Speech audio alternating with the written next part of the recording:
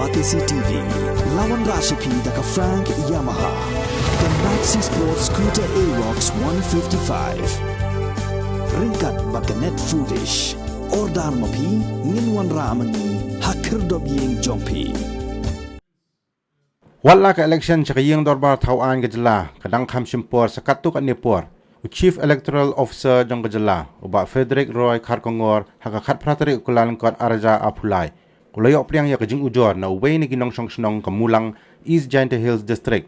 Bakadan kajing le dan bor, bat kajing Shah Byrngem jong Nongthep wood, hakis nong gibahab hapo ka Rymbai Polling Station, Cleariat Constituency, East Giant Hills District. Hakabayade bat kani uba Frederick Roy Karkongor ulay tu uba unsalum jayalang yagi Deputy Commissioner jong district kajala hakakat kandai tari ukulaleng kot Arja Apulay. Kanang bat pintikina baga jing tap wood banjit yagi nong mikmat sa kayang dorbar tawaan kajala ka bansalong haka arpnyo tari urimpang Arja Apulay kanlong kabayat bay yairinti.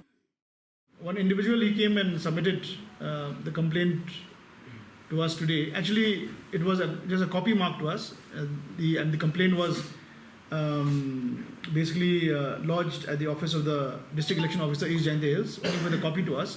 So tomorrow I'll be having a VC with all the Deputy Commissioners, and this matter will definitely come up.